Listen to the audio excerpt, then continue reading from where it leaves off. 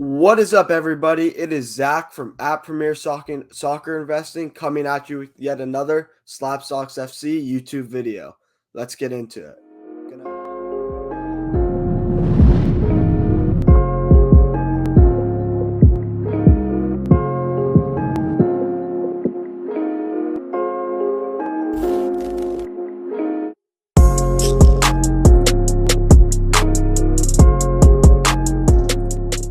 cover transfers, topics, some card data, and my predictions for the title races in each of the top 5 leagues for this season. Let's get into it.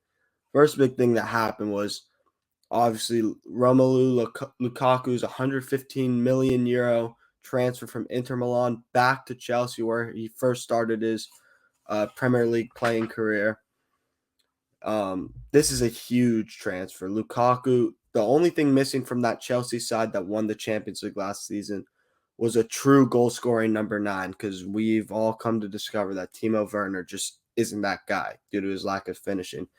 Lukaku, however, is. We saw it in the Euros. We saw it this past year at Inter Milan, and he's more than just goals. He's so tactically astute now with his runs. It's dropping back into play. His touch has gotten so much better. His link-up play is there.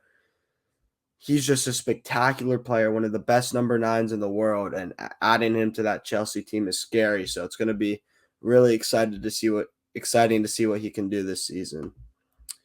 Next, one of the biggest free transfers ever, probably the biggest free transfer ever, Leo Messi moving to PSG. And this has had a knock-on effect of some of the Barcelona youngsters cards. Particular Pedri is up, as you can see, 22% from June until right after the transfer occurred. And then Ansu Fati is up. And it makes sense why he's up. People think he's going to take a bigger role in the team. He's due back from his injury soon. But I would just like to put out a word of caution in regards to investing into Fati. He has no meniscus in one of his knees. That's not sustainable towards a long-term career at the top level football. That's just the reality of it. And I would be extremely wary of injury concerns and the amount of risk you're comfortable taking before you choose to put money into Fati. Yeah, that doesn't say I don't think he's going to have a good season or two, but the risk of re-injury is so high. The likelihood he has a long-term career is pretty slim with the horrible injuries he's already faced. So just be cautious in regards to him. Then Messi's value, people are excited about the transfer. As you can see, his base prism from 2014 is up 32% in the last 3 months, but you really have seen a huge rise in August, mainly due to that transfer. People think he's going to win the Champions League at PSG. He's probably the favorite to win the Ballon d'Or at this point too. So yeah, these factors are contributing to the rise in his prices at the moment. And another player whose price is on the rise, in a large part due to this Messi transfer, is Kylian Mbappe, because he's probably going to play out this last year at PSG. And then who knows? He could be on the move to Madrid. He might stay. We don't know. But people are betting on the fact now that PSG is going to win the Champions League. And this rise is being reflected. And this optimism is being reflected in the rise in Mbappe's prices. Basically doubled in value in a month. Basically, in large part, due to this hype around the team, the squad they've built for this season.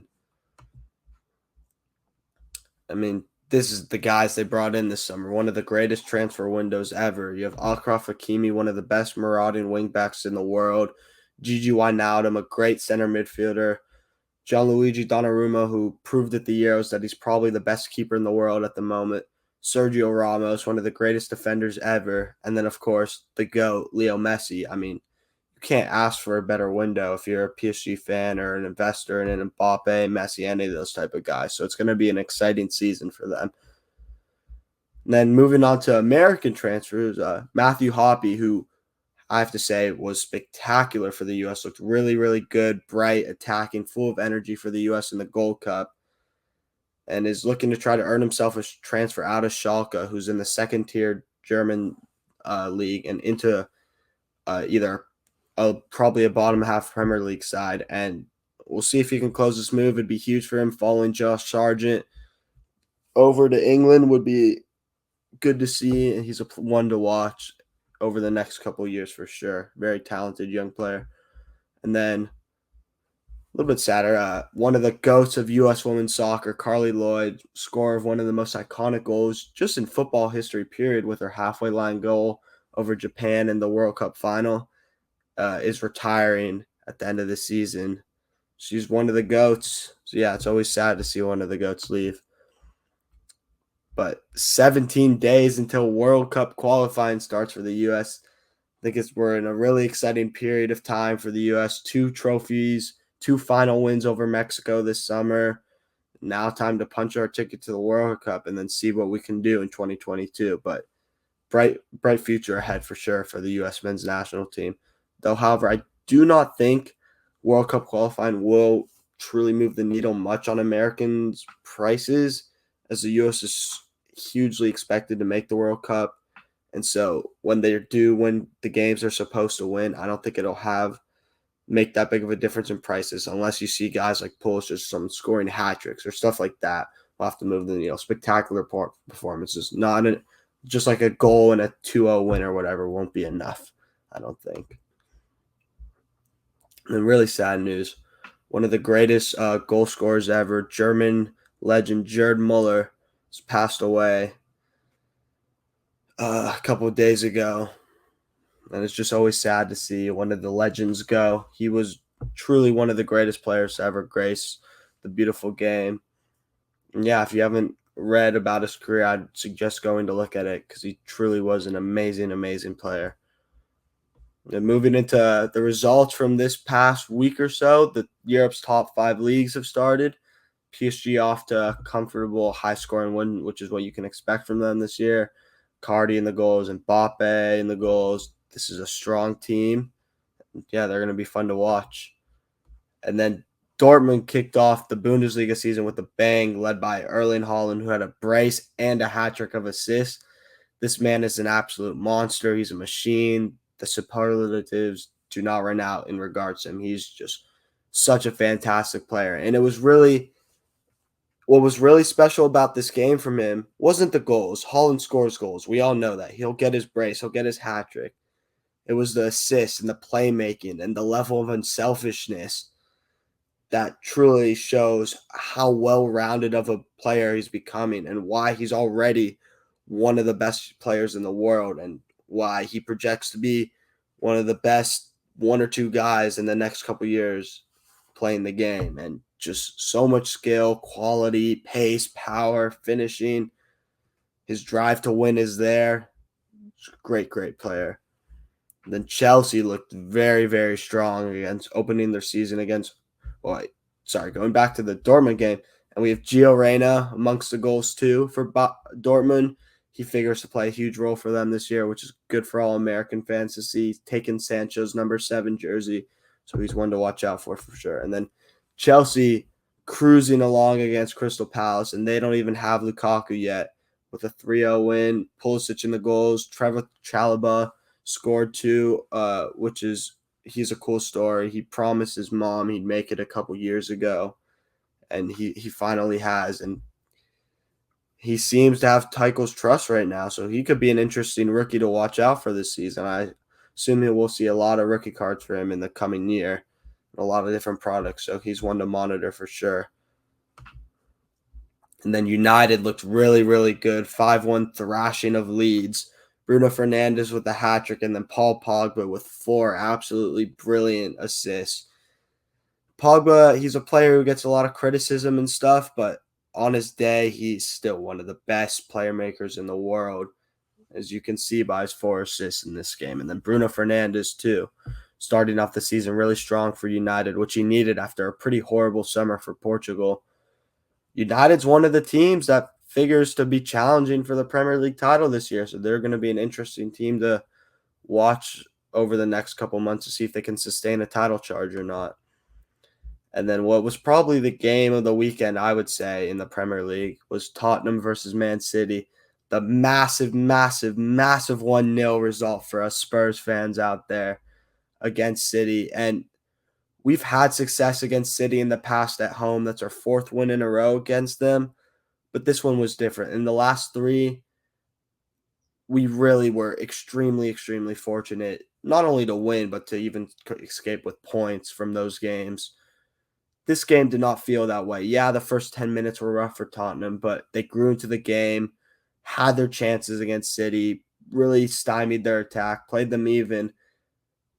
And this was all without Harry Kane. And this game, though, really showed why City's been after him. They need an out and out number 9, a striker who can link up the play and then finish in the box, which Jesus and whoever else they have, Ferran Torres, they're good players, but they're not that type of player. But if anything, I think this win strengthens Tottenham's resolve not to sell Kane, because they're like, well, if we could do this without him, imagine if we have him, we might be able to make top 4 this season. So I think this 1-0 win put the final nail in the coffin with regards to Harry Kane going to Manchester City this summer. And then over to La Liga, Barcelona started off pretty strong. Martin Braithwaite with a brace. PK scored. Roberto scored. Memphis Depay looked really, really good for Barcelona. All over the place, playmaking, on the ball, dribbling through people. This Barca team is definitely worse off without Messi, and they're not going to be as good as they were last year, and they weren't great last year. But this is still a team that should be capable of at least making top 4 in La Liga, if not challenging for the La Liga title. Though it is a rough situation for Barcelona, as this is their club president, Joan Laporta, stating that Barca's debt is 1.35 billion euros, tremendously in debt. Bartomeu, the previous president, has run this proud, historic football club into the ground, which is awful, awful, awful to see. And that's why they had to let Messi go. And Barcelona is not going to have much financial clout for a while with the amount of debt they're holding, which is unusual feeling because normally they are one of the biggest spenders in the transfer market. And then the last big transfer news is there's been rumors the last couple of days that Mbappe's trying to force his way out of PSG. Madrid's trying to get him. And then Madrid's also trying to get Ronaldo, or PSG's trying to get Cristiano to replace Mbappe. Then this, that, and the other. As you can see from Fabrizio Romano, the Juve board have always stated that CR7 will stay and be part of the team this season, and they have not received any bid or new proposals that count on him. It's important to remember that Cristiano is out of contract in June 2022. He's not in talks to extend the agreement with Juventus. Man City have not had any reproach for Cristiano this summer. Their main target has been Kane. They're not giving up, but Spurs aren't going to sell. Sorry about that. And then PSG have no intention to sign Ronaldo after the Messi deal. So no talks or contact ongoing. And PSG are confident they will keep Mbappe this summer. But Madrid will either try to go for him this summer, which is unlikely due to their financial situation, or try to sign him next summer on a free. But yes, basically, Cristiano is going to be staying at Juventus this year, and Mbappe will be staying at PSG. That's the gist of that. And the winner in all this is PSG. If they keep Mbappe, and then they win the Champions League, that would probably make them favorites to be able to re-sign Mbappe for another couple years. So this is huge news for them that they're going to be keeping him. And if not, I'm sure they'll be able to afford a replacement with the amount of money that team spends. Then going into some data here, just so Jack Grealish obviously completed his €100 million bid to City, and his high-end market especially is up, as you can see.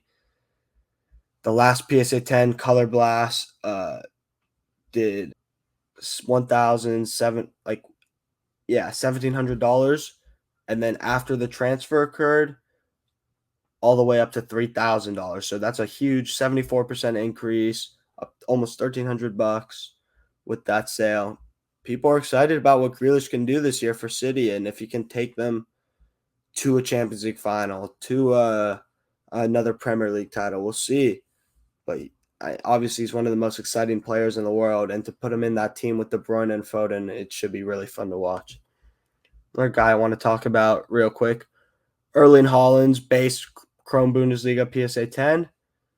The last month, it's up only 2% over the whole month, but his market was higher. Then it cratered at the end of July.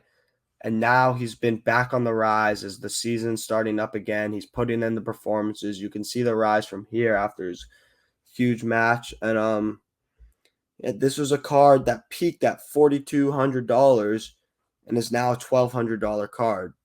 And I don't know if it will hit that 4,200 mark again, but when Champions League starts to roll around, Haaland will score goals, and I would expect to see another rise in value for Erling Haaland. So now might be a good time to buy for guys like him and Mbappe, guys you think will do well in the Champions League. This is probably the time to get in early on them, because once the Champions League starts, especially the knockouts, that's where we're really going to see the price movement, as we saw last spring, particularly from the January through April, May period. We saw guys go on huge runs in value and then decline tremendously once they dropped out of the Champions League. So buying in the build up to the Champions League knockout stages especially is probably a good way to go about it. And then now on to the last part of the show, predictions for all the leagues title races this season. League One predictions. PSG runaway title favorites. They'll win this league. They have too much talent and ability not to. And then I like Marseille. They looked good in the preseason. You have Conrad de la Fuente, the American there, looking really good, actually. And I think they're going to be that second team in France, though. Again, it's going to be a far shout from where PSG is going to be finishing. And then Nice, they had a decent summer, poached Leo's coach who won the title last year. So I think they're going to be good. And then Lyon, historically one of the biggest team in France. I think they'll be able to sneak into that last Champions League spot. And moving on to Serie A, this was a pretty rough summer for Italian teams. A lot of teams had to sell off players. The financial situation for that league isn't great. Juventus, however, just completed the signing of Locatelli from Sassuolo, one of the stars of the Euros for Italy, and they returned most of the rest of their squad. They're going to have a good team, so I think they're going to take their title back from Inter. I think AC Milan didn't lose too much this summer, so I think they're going to finish second. Atalanta, while they did lose a lot this summer, including Christian Romero to Tottenham, they are one of those teams that, with the manager they have, they always seem to win regardless of the players. I think they finished third and keep a Champions League spot for another year. And then in that race for the final Champions League spot between Inter, Roma, and Napoli, I think Inter behind Lautaro Martinez has just enough to sneak into that fourth spot ahead of Jose Mourinho's Roma and Napoli. And then as regards to La Liga, I think Real Madrid is going to win the league this year. I think Benzema, you have Bale, Hazard, signing David Alaba, which I really, really like. Courtois, still one of the best keepers in the world. Yeah, their players are another year older, but they still have a ton of quality, and I think they're going to have enough to win the league this year. And then Sevilla, I think, is going to go second. They had a really good team last year. They're looking like they're able to keep Koundé, their star center back, for another year. And they have a squad that they believe can challenge for the league, and they're really making a run at it, especially with the signing of Lamela from Tottenham, amongst others they made this summer. So I think they're going to finish second and really give Real a run for their money. Then Atletico will finish third, and then Barcelona will have just enough, not based really on their own strength, but the lack of strength outside the top four in La Liga, to sneak into that fourth spot and hold on to a desperately, desperately needed Champions League spot for another year. Because if they're not in Champions League, the amount of money they're going to be losing, they would be in trouble. And then onto the Bundesliga. It's so hard to pick against Bayern. They win at the Bundesliga every year, and I think this year will be no different. If you have Lewandowski fit and firing for a whole season, it's tough to bet against them, especially with Kimmich, Goretzka.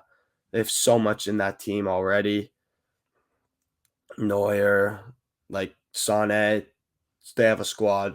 Gnabry, too much depth and quality for them not to win. And then Dortmund behind the duo of Haaland and Reina will go second, and if they had a better back line, they'd probably really give Bayern a run for their money, but they don't, so they'll finish, I think, a somewhat distant second. And then Leipzig in third, Jesse Marsch over there, the American manager now, they Leipzig's always a really good team with the system they play.